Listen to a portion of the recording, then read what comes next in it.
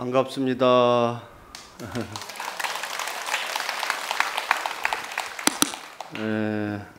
요새 날씨가 한참 더울 때인데 이렇게 법회에 나와주셔서 감사합니다.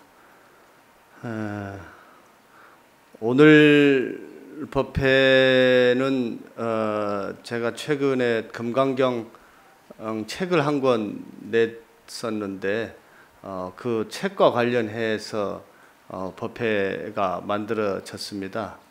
여러분들께서 평소에 이렇게 일요법회 많이 오시는 걸로 알고 있습니다만 뭐 저 책 때문에 오시는 건 아니죠? 예, 감사드리고요. 저번 시간에 1시간 원래 금강경 1시간에 하겠다고 했는데 원래는 이제 6월 달쯤에 책이 나오고 그것과 관련해서 법회를 한번 하려고 했더니만 메르스가 와가지고 또 그 난리통에 또 책 얘기를 하기도 뭐하고 그래서 안 했었습니다. 그래서 이제 법회만 했었는데 그때 6분까지 했었어요. 1시간에 다 끝내려고 했더니만 막상 해보니까 그건 좀 무리가 있었고 오늘은 7분부터 조금 시간 되는 대로 얘기를 하도록 하겠습니다.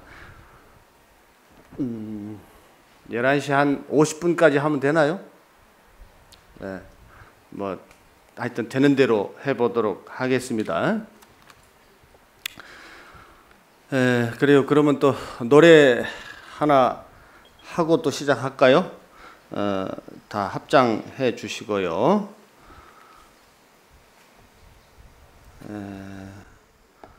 야기색견의 음성과 신행사도 불능견열애로구나 나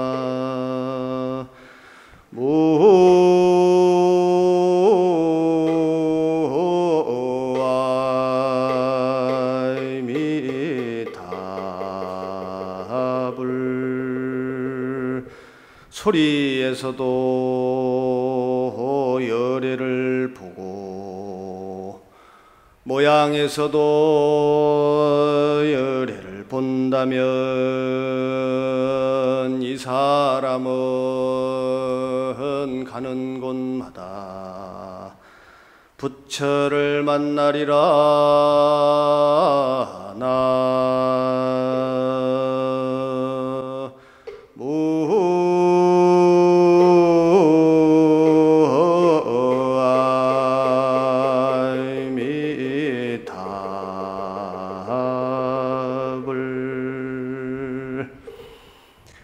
이 개성은 여러분들이 잘 아시는 개성일 거예요. 만약에 소리로나 모양으로 열애를 찾는다면 이 사람은 잘못된 길을 가는 사람이니 열애를 볼 수 없으리라. 보통 이렇게 해석을 합니다.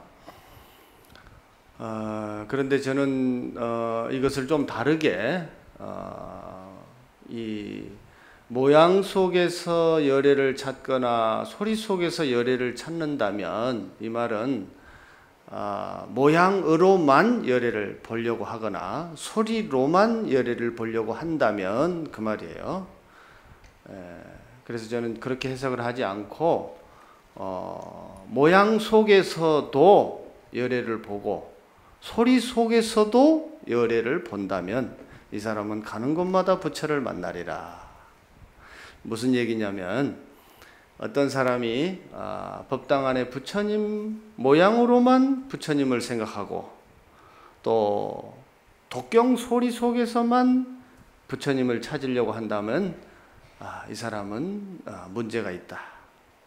법당의 부처님에서도 부처님을 발견하고 또 집에 있는 보살님 부처님한테서도 부처를 발견하고 독경소리 속에서도 부처를 발견하고 거사님의 잔소리 속에서도 부처를 발견한다면 이 사람은 가는 곳마다 부처를 만나리라 이 말이에요. 이해되셨습니까? 하여튼 조계사 와서 법문해 보면 수준들이 다 높아요. 하여튼 뭐든지 물어보면 이해됐습니까? 하면 이해됐다고 그러니까 우리가 산속에서 산중에서 또 불교라고 생각하는 정해진 모습 속에서만 불교를 찾으려고 하면 이 사람은 부처를 발견하지 못한다. 오히려 불교라고 정해진 모습 속에서도 불교를 찾고 불교가 아닌 다른 모습 속에서도 부처를 볼 줄 알아야 그래야 참으로 부처를 본다. 이런 얘기예요. 그래서 우리 삶의 모습 속에 부처의 모습 또 법의 모습이 있는 것을 늘 볼 줄 아는 눈을 가져야 된다는 거, 이런 것을 여러분들께 좀 생각하시고 삶에 있는 내 옆에 가장 가까이에 있는 부처님을 만나고 가장 가까이에 있는 가르침을 찾아내는 삶이야말로 참으로 불자의 삶이다. 이런 걸 생각하시고 모양이나 소리로 형식화된 불교 속에서만 불교를 찾으려고 하지 마시고 우리 삶 속에는 부처님이나 가르침이 늘 널려 있다. 내가 눈이 어두워서 보지 못한다. 그래서 눈을 어떻게 쓰든지 열어야 될 것인가. 욕심과 성냄과 어리석은 생각을 기회가 나는 대로 찾아보고 내려놓아서 널려있는 부처님을 만나고 널려있는 진리를 만나야 된다. 이렇게 이해하시면 되겠습니다. 오늘은 제7 무득무설분 말씀을 좀 드리겠습니다. 여러분들이 교재가 있으면 참 좋겠구만. 교재는 아직 없으시죠? 금강경에 혹시 있으신 분은 같이 보셔도 되고요. 무득무설분은 얻을 바도 없고 설한 바도 없다, 이런 뜻입니다. 부처님께서 깨달음을 얻었다고 하나 얻을 바도 없고 얻은 바도 없고 또 말씀을 평생을 설하셨는데 설한 바도 없다, 이런 말씀이세요. 근데 참 불교는 뭐 실컷 이렇게 법문 하셔놓고는 법문한 바가 없다 이렇게 하시니까 참 어려워요. 그런데 어렵게 표현해서 그러는데 사실은 그 속에 있는 뜻을 알면 어려운 것이 아닙니다. 얻었다, 우리가 뭔가를 얻었다라고 하지만 그것이 다른 면으로 생각해 보면 참으로 얻은 것인가, 이렇게 생각해 볼 수 있어요. 오늘 날씨가 이렇게 덥지만 정말로 더운 건가? 이렇게 한 번 더 생각을 해본다면 만약에 이보다 더한 날씨를 만나면 어때요? 이 정도는 견딜만 하다, 이렇게 말할 수 있죠. 예를 들어서 연세가 좀 많이 드신 분이 한 70 되신 분이 여기 앉아 계신다고 칩시다. 그런데 70 정도 되셨으면 연세가 많은 건가? 이렇게 생각할 수 있지만 노인종에 어르신들 많이 계신 데 가보면 70은 청년이다, 이런 얘기도 있더라고요. 그래서 얻었다라고 하지만 또 다른 것에 비교해보면 얻은 것도 아니고, 또 부처님께서 말씀을 설하셨다고 하지만 꼭 하나라고 설한 적이 없다. 대체적으로 이렇다라고 말씀하셨지 이것이다라고 정확하게 말씀을 잘 안 하셔요. 또 다른 쪽에서 보면 그런 것이 아닐 수도 있기 때문에, 그래서 대체적으로 말씀하신 것이 많습니다.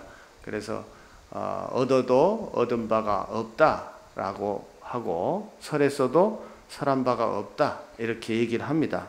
그래서 없다라고 해버리면 좀 단정적으로 얘기한 것 같으니까 얻음이 있어도 얻은 것이라고만 하기는 좀 곤란하고, 설했다고 하지만 꼭 그것만 설했다고 하기는 좀 곤란하다, 이런 정도의 얘기를 그냥 한자로 툭 잘라서 무득무설분이다 이렇게 얘기했다고 여러분들이 생각하시면 되겠습니다. 그래서 이제 본문에 보면 수보리야 어떻게 생각하느냐, 열애가 최고의 깨달음을 얻었느냐, 열애가 설한 바 법이 있느냐, 이렇게 물어봐요. 부처가 깨달음을 얻었냐, 또 내가 법을 설했냐, 이렇게 물어보셔요. 그런데 부처님은 평생 뭐 당신이 깨달음을 얻으셔서 법을 설하셨거든요. 그런데도 불구하고 또 이렇게 물어봅니다. 그래서 이제 수보리는 뭐라고 말씀을 드리냐면, 제가 부처님께서 말씀하신 뜻을 이해하기로는 깨달음이라고 부르는 것도 하나로 고정된 것은 없습니다. 이렇게 얘기합니다. 무유정법이다. 많이 들어보셨죠? 무유정법이다. 하나로 정한 것은 없습니다. 하나로 고정되게 이것이다 라고 부처님이 말씀하신 것은 없습니다. 이렇게 얘기합니다.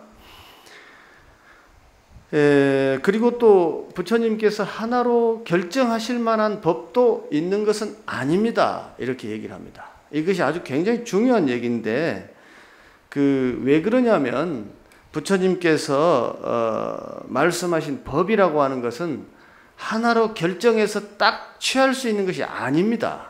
이렇게 얘기해요. 개불가취라. 그래서 이것은 말로서 표현을 완전하게 하기도 어렵고, 또 법이라고 하기에도 또 곤란하다. 이건 결정된 법이라고 하기도 곤란하다. 이런 얘기예요.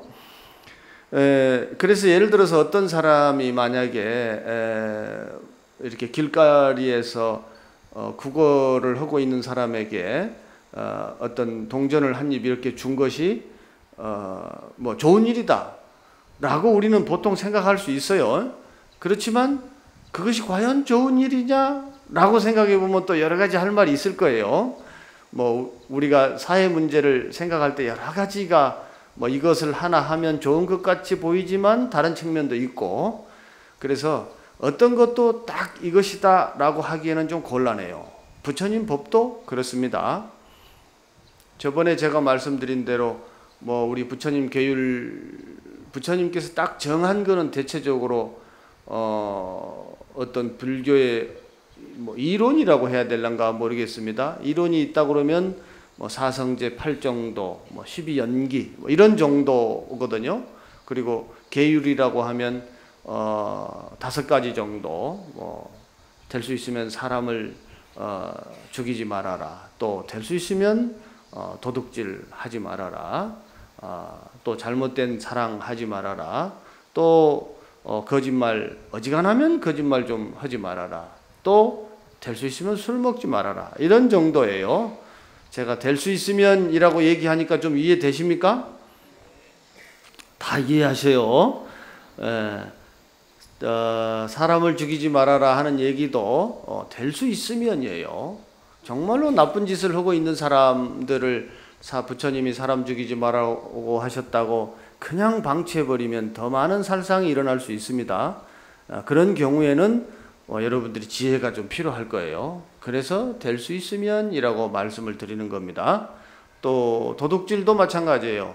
도둑질도 무조건 하지 말아라. 이게 아니에요. 해야 할 도둑질과 하지 말아야 될 도둑질을 잘 구분해야 됩니다. 최첨단의 기술이나 이런 것이 다른 나라의 박람회나 이런 것이 있으면 부지런히 가서 보고 많이 배워와야 됩니다. 그쪽에서 가르쳐주지 않아도 보고 배워와야 돼요. 뭐 제가 자세히 설명은 안 드리겠습니다만, 저번에 문익점께서 중국에서 목화 씨를 가지고 온 바람에 우리가 겨울을 따뜻하게 놨다는 말씀 드렸죠. 그러니까 해야 될 것과 하지 말아야 될 것을 잘 구분하라는 겁니다. 그래서 나를 위한 욕심이면 문제가 있지만 더 많은 사람들과 중생들을 위해서 욕심을 가지는 것은 그것은 욕심이라고 하지 않습니다. 그런 경우에는 원력이라고 하는 거예요. 그래서 우리 조계사가 예를 들어서 이 도량이 더 넓어지고 더 많은 공간이 생기고 또 이런 조계사를 성역화하려고 하는 것은 조계사 신도들만 위해서 하는 것은 꼭 아닙니다. 한국 불교 전체를 위하고 또 서울 시민을 위해서 이 공간이 좀 더 넓어지고 또 외국인들이 많이 오시기 때문에 한국적인 정서를 더 많이 가지면 좋겠다. 이런 큰 뜻으로 조계사를 성역화하려고 하는 것처럼 나를 위한 것을 하는 것은 욕심이라고 하고 더 큰 대중들을 위해서 하는 것은 원력이라고 합니다. 그래서 그런 원력은 좀 많이 가지는 것이 좋습니다. 그래서 어떤 하나를 딱 고정해서 결정할 수가 없기 때문에 부처님께서 결정된 깨달음이 있거나 또 고정된 법이 있는 것은 아니다, 이런 말씀을 하셨습니다. 이런 말씀을 굳이 하시는 이유는 우리는 깨달음이라든지 또는 법이라든지 이런 데에 대해서 너무 결정적인 생각을 하시려고 하는 습관들이 많아요. 무엇을 하나 이것입니다 하면 그냥 다 그것인 줄 알아. 그래가지고 다른 것은 전혀 허용을 하지 않아. 그래서 부처님께서 이런 말씀을 하셨습니다. 그래서 이제 융통성을 늘 좀 잘 발휘해야 돼요. 그래서 이제 부처님께서 뭐라고 말씀을 하셨냐면, 하나로 고정된 법은 없어요. 무유정법이에요. 그런데도 불구하고 일체 성현들이 이 일을 하실 때 보면 이유차별하신다. 상황에 따라서 법을 차별 있게 쓰신다, 이 말이에요. 상황에 맞게 그때그때 다르게 하신다, 그 말이에요. 여러분들도 삶 속에서 그런 것은 많이 있으실 겁니다. 그래서 부처님이 뭔가 하나를 딱 결정해서 한번 정한 것은 그대로 어떻게 한다, 이런 생각보다는 상황에 맞게 부처님은 하셨다. 그런 걸 여러분들이 좀 이런 경전 속에서 알아내야 됩니다. 그래서 우리 삶 속에서도 상황에 맞게 법을 쓴다 하는 것을 이렇게 여러분들이 생각하시면 좋겠습니다. 우리 스님들 여름에 이제 한거 하시면 선방에서 정진하실 때에, 제가 정진할 적에만 해도 방안 온도가 30도가 넘으면 정진을 안 하고 오후에 쉬었어요. 30도 넘으면. 그런데 요즘은 모르겠어요. 30도가 넘어도 정진할 것 같아요. 바깥에 날씨가 너무 더워가지고. 30도가 뭐 날마다 넘어버리면 어떡할 거예요? 날마다 놀아야 됩니까?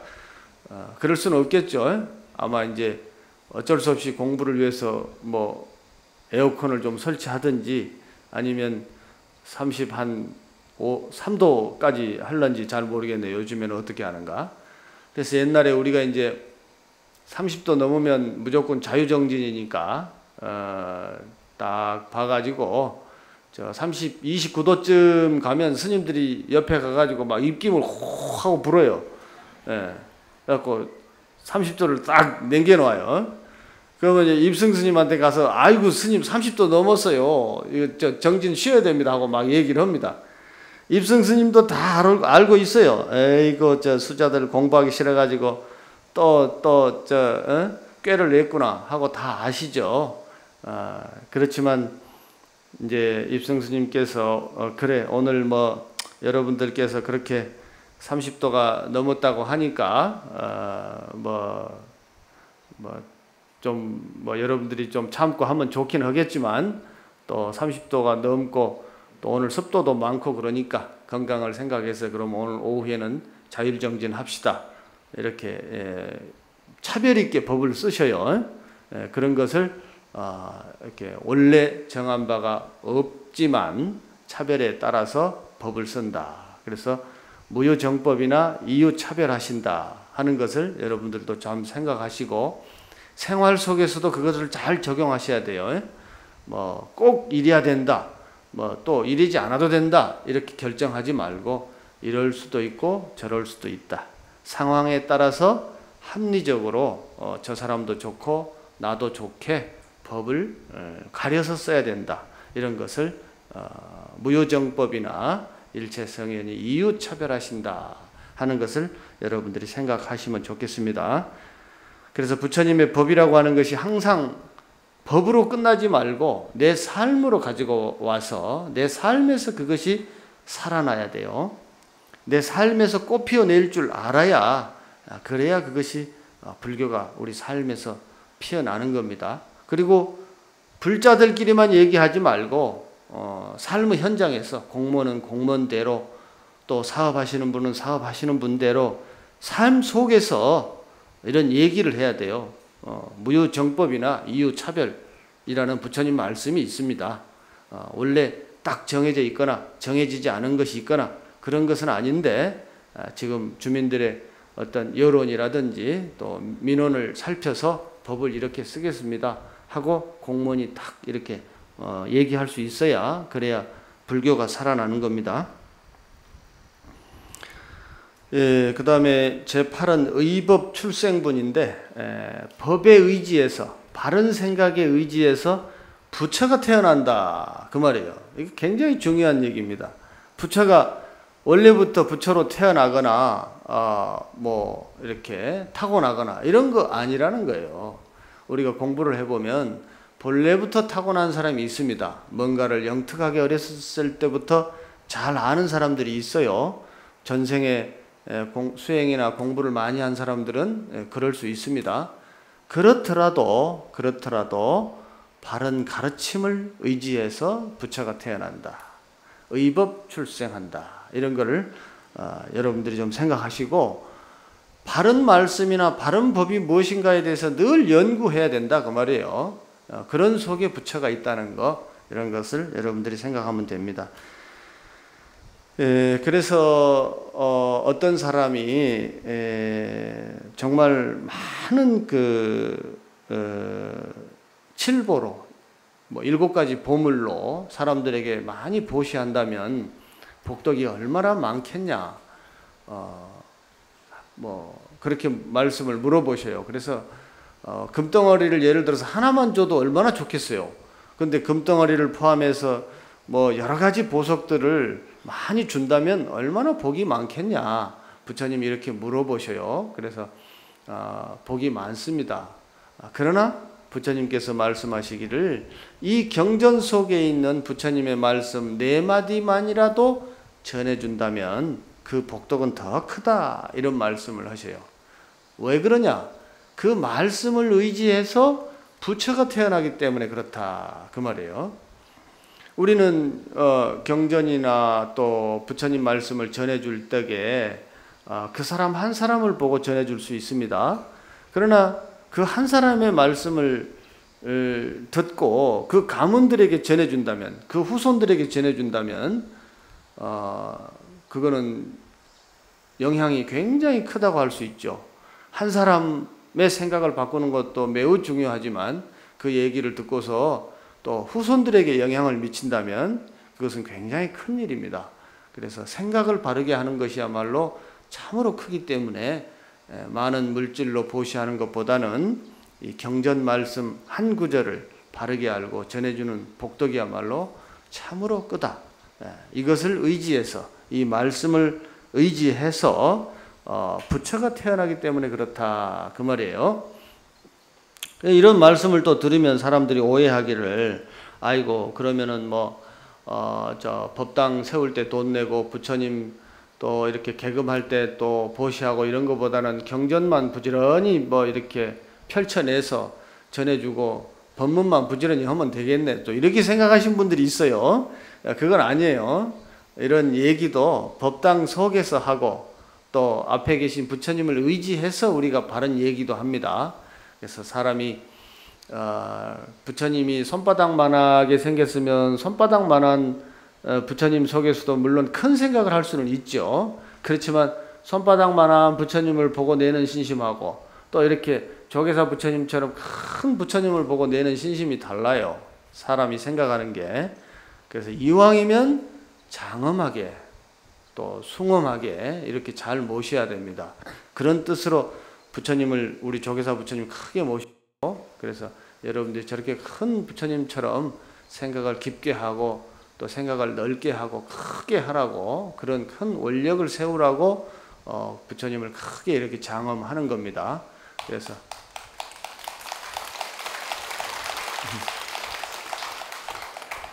네, 하여튼 법보시를 중요하게 여긴 건 사실이지만 그저 모양을 세우는 데만 보시하고 그런 데만 쫓아다니고 그런 걸 경계해서 법보시를 바른 가르침에 대해서 부처님이 말씀하신 거니까 그런 취지를 잘 이해하시고 기회가 닿는 대로 부처님의 좋은 말씀도 부지런히 전해주고 또 모양을 장엄하게 이렇게 또 법당이나 부처님을 꾸미는 일이 있으면 기회가 닿는 대로 부지런히 보시하고 그래야 됩니다. 그리고 이제 또 부처님께서 계실 당시에 부처가 되려면 4단계 정도 단계가 있는 어떤 그런 얘기가 있었던 것 같아요. 그래서 이제 수다원과라든지 사다함과라든지 아나함과라든지 아라한과 이런 과가 있었어요. 그래서 부처님께서 그것을 인정하지도 않고 부정하지도 않으면서 적당하게 말씀을 하십니다. 그래서 이제 시간이 없으니까 아라한만 좀 말씀을 드린다면, 아라한을 얻은 사람이 나는 스스로 아라한을 얻었다고 생각하겠느냐 이렇게 물어봐요. 그래서 수보리가 뭐라고 말씀을 드리냐면 그렇지 않습니다. 왜냐하면 아라한은 하나로 고정된 법이 있지 않다는 것을 아는 사람이 아라한이기 때문에 나는 법을 얻었다라고 하나로 결정하지 않습니다. 이렇게 얘기합니다. 그래서 사물의 이치가 하나로 고정되어 있거나 또 결정되어 있지 않다는 사실을 잘 이해하고 있으면 이 사람은 아라한이라고 부른다. 이런 정도예요. 그래서 아라한이라고 하는 것이 딱 정해져 있지 않다. 적어도 아라한과를 얻은 사람이라면 실로 고정된 법을 얻었다든지 그런 생각을 하지 않는다. 이런 정도로 부처님이 말씀을 하십니다. 그래서 대표적인 나를 나만 나라고 하지 않고 상황에 따라서는 생각을 넓히면 나만 남이 아니라 남도 내가 되죠? 이해되셔요? 예를 들어서 버스 운전기사가 버스 운전을 하는데, 자, 차 안에 있는 사람의 목숨이 나한테 달렸겠어요? 버스 운전기사한테 달려있겠어요? 그렇죠? 내 목숨은 내 목숨이 아니에요. 버스 운전기사가 내 목숨이에요. 그러면 버스 운전기사가 잘하게 격려를 해야 되겠습니까? 운전 똑바로 해야 하고 겁을 줘야 되겠습니까? 예? 격려해야 되겠죠? 운전기사가 좀 피곤한 기색이 있으면 가서 주물러줘야 돼. 어깨를 주물러줘서 운전 잘합시다. 당신이 곧 내 목숨을 쥐고 있으니 잘합시다. 이렇게 하는 것이 남이 아닌 줄을 잘 아는 거예요. 예, 남은 남이다. 나는 나다. 이렇게 딱 정해서 생각하는 사람은 미안하지만 좀 덜 떨어진 것이기요. 그래서 남이 아닌 줄을 알고 내가 내 몸만 내가 아닌 줄을 알아야 된다고 말해요. 그래서 버스 운전기사도 내 목숨만 내가 아니라는 것을 알아서 이 차에 타고 있는 모든 사람들이 나라는 생각을 해서 운전을 잘해야 됩니다. 이것은 꼭 버스 기사만 얘기하는 게 아니에요. 사회 구성원 모두가 마찬가지예요. 어떤 자리에 있는 사람일지라도 엄마는 엄마대로 어머니 스스로만이 자기 목숨이 아니고 자식도 내 목숨이고 남편도 내 목숨이고 아버지 어머니도 내 목숨이고 후손들 모두도 내 목숨이에요. 그래서 몸을 너무 힘들게 하거나 과로하거나 그러지 않아야 되고 또 몸을 정갈하게 해야 되고 또 마찬가지로 아버지는 아버지대로 아버지만의 목숨이 아닌 줄을 알아서 자식도 내 목숨이고 조상님도 내 목숨인 줄을 알아서 내가 좀 한 잔 먹고 싶다 하더라도 적당하게 잡수시고 너무 많이 잡숴가지고 대문이 여기가 우리 집 대문인지 남의 집 대문인지도 모르고 막 구분을 못하고 이러면 안 돼요. 자식들의 명예가 곧 내 명예다. 그러니 아버지가 아버지로서의 품위를 잘 지키고 절제와 인내심을 잘 가져야 된다. 왜? 나만 내 목숨이 아니기 때문에 내 후손들도 내 목숨이고 내 조상님의 명예도 내 명예이기 때문에 내가 바르게 살아야 된다. 이게 남이 아니고 내가 아니다. 마찬가지로 우리라는 것도 그렇다. 또 우리 존재라고 하는 것도 그렇다. 이렇게 일체 삼라 만상이 하나의 모양으로만 결정되어 있는 것이 아니다라는 것을 잘 알아서 법을 얻었다라고 하는 것도 이것만이 법이다 이렇게 생각하지 않는다 그 말이에요. 내가 어떤 법을 얻었다 하더라도 중생의 문제를 해결할 수 있을 때 그것이 법이지, 중생의 문제를 해결하지 못한다면 그것은 아직 문제가 있는 법이에요. 그래서 법이라고 하는 것까지도 하나의 관념으로 머물러서는 안 된다. 그래서 언제든지 우리 사람들이 삶에서 살아나야 되고 중생들이 문제를 해결하는데 도움이 되게끔 그렇게 법을 써야 된다. 이런 것을 여러분들이 잘 생각하셔야 되고, 그래서 이렇게 이치에 맞게 살아가는 사람, 이치에 맞게 행동하는 사람, 이런 사람을 부처라고 한다. 이런 것을 아라한이라고 한다. 이렇게 생각하시고, 부처는 어디서 하늘에서 툭 떨어지거나 땅에서 솟아오는 게 아니고 부지런히 생각하고 연구하고 자기 마음을 깨쳐서 생각을 넓혀서 삶 속에서 부처가 살아나도록 이치에 맞게 살아가는 사람, 이런 사람을 부처라고 한다. 이런 생각을 하시고 여러분들 스스로도 부처가 되실 수 있도록 부지런히 노력해야 됩니다. 박수는 이럴 때 쳐야 됩니다. 그래서 이제 금강경이 거의 끝나가는데 한 10분 장엄정토분에 또 이런 말씀을 하셔요. 불국토를 부처님이 장엄한다. 국토를 아름답게 꾸민다. 부처님이 그런다고 하는데 진짜 그러냐? 그러고 또 물어봐요. 그래서 부처님이 그렇게 물어보시니까 수보리가 어떤 생각을 하냐면, 이름을 그렇게 부를 뿐이지 실제로 장엄이라고 하기는 좀 곤란합니다. 이렇게 말합니다. 우리 조계사 법당이 이렇게 잘 꾸며지긴 했습니다. 그런데 최고 잘 꾸며진 거 맞습니까? 최고 잘 꾸미는 것은 아닌 것 같으네요. 근데 뭐 꾸며졌나요, 그러면? 그런 건 아니죠? 대체적으로 잘 꾸며졌죠? 이름이 잘 꾸며졌습니다. 이렇게 말한다는 거예요. 이런 것은 부처님 법만, 또 부처님을 꾸미는 것만 그런 건 아니에요. 여러분들께서 아무리 이쁜 옷을 입고 나왔어도 대체적으로 이쁘게 입은 거죠. 그렇죠? 또 잘 못 입었다고 한들 또 어떻게 했어요?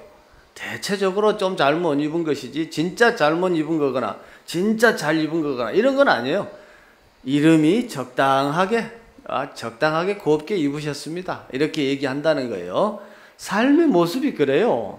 우리가 아무리 잘 산다고 하더라도 대체적으로 잘 살았다 이렇게 말하는 것이고, 또 좀 못 산다 하더라도 그래 좀 말하자면 좀 그렇다 이런 정도지 어떤 것을 딱 결정해서 하는 것은 아니다 그 말이에요. 이런 얘기를 또 왜 그러냐면은 우리는 뭔가를 하나 얘기하면 딱 집착해버려요.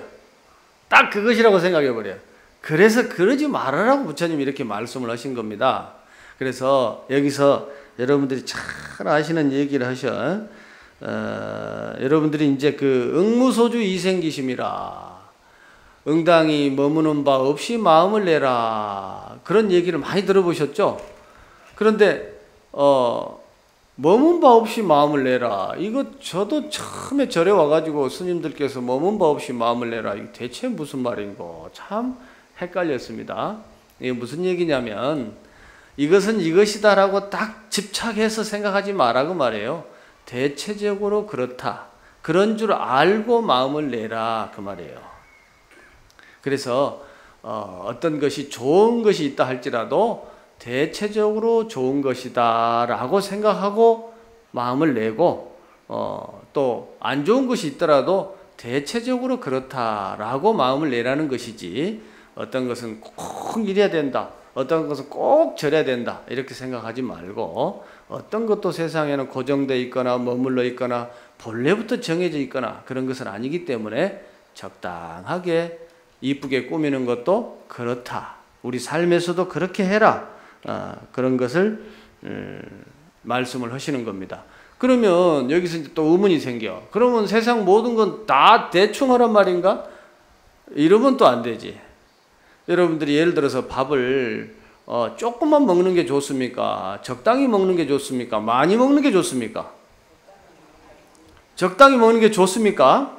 그럼 밥이 돈이 없어가지고 조금밖에 못 먹으면 어떡할래요? 예? 적당히 먹어야 되죠. 그런데 돈이 없어서 많이 못 먹는, 적당히도 못 먹는다, 이런 거면은 고통이 됩니다. 그거는. 그러면 어떻게 해야 되냐? 부지런히 노력하라는 얘기예요. 노력해서 적당히를 얻어내면 됩니다. 예. 그런데 그 스님이 또 그렇게 말씀하셨다고 그러면 무조건 또 많이 벌어야 되겠네, 또 이렇게 오해하시는 분이 있어요. 많이 벌면 많이 번 만큼의 고통이 또 반드시 생겨요. 요즘에 또 최근에 어떤 모 기업이 또 아버지하고 형제간들 싸우는 거 보셨죠? 돈이 너무 많으면 또 그런 문제가 생겨요. 그러니까 배고픔을 면하고 품위도 유지하고 또 후손들에게도 너무 큰 고민이 안 되는 적당한 선에서 돈도 벌고 또 그렇게 하시면 돼요. 적당한 속에 모든 것이 완전하게 다 들어있는 줄을 알기만 하면 적당하게 하면 됩니다. 그런데 부족하면 좀 노력하면 돼요. 그래서 어떤 것도 내가 이것은 옳은 것이다 라고 결정하지만 사실은 다른 측면도 있고 저것은 그런 것이다 라고 결정하지만 또 괜찮은 측면도 있습니다. 그래서 내 옳음 속에도 빈틈이 늘 있는 줄을 알고 상대방의 그름 속에도 이유가 있는 줄을 알아서 한 발씩 양보해 가지고 함께 살아가는 것, 그런 것이 부처님이 늘 말씀하시고자 하는 내용이다, 이런 걸 생각하시고, 또 마음이라고 하는 것, 물질이라고 하는 것, 세상 모든 것은 하나로 고정되어 있는 것이 아니고 순간순간 변하고 잠깐 있다가 없어지기도 하고 그렇기 때문에 지금 있는 이 순간을 잘 살아라. 그래서 법의 이치가 그렇게 생겼고 사물의 이치가 본래 그렇게 생겼다 하는 것을 생각하시고, 어쩌면 지금 내가 보고 있고 지금 내가 만나고 있는 이 사람이 다음 순간에는 못 만날 수도 있기 때문에 내가 할 수 있는 한 최선을 다해서 이 순간에 정말 집중하고 최선을 다해서 정성을 다해야 되겠다, 이런 생각을 하는 것이 우리 불자들의 바른 뜻이 아닐까, 이렇게 생각을 해봅니다. 그래서 태평양 한가운데는 한 1000년 사는 거북이가 있대요. 그런데 이 1000년 사는 거북이는 한 100년에 한 번씩 올라와서 판때기 같은 걸 좀 만나야만이 붙들고 숨을 쉰다고 그래요. 눈이 멀었기 때문에 거북이가. 그런데 태평양 한가운데에서 망망대해에서 거북이가 판때기 같은 거, 더군다나 목구멍이 쏙 들어갈 만한 구멍 뚫린 판때기를 만난다는 것이 얼마나 어렵겠어요. 어렵겠죠? 그렇게 어렵듯이 또 겨자씨만한 돌멩이를 쫙 공중에서 던져가지고 땅에서 찾는 것만큼이나 어려운 것이 우리 부처님 법을 만나는 거랍니다. 이렇게 세상 살면서 사람들하고 얘기를 해보면 그런 걸 많이 느낄 때가 있어요. 참 이분은 참 세상 이치에 대해서 너무 자기 입장에서만 생각하는구나, 이런 걸 경험할 때가 참 많아요.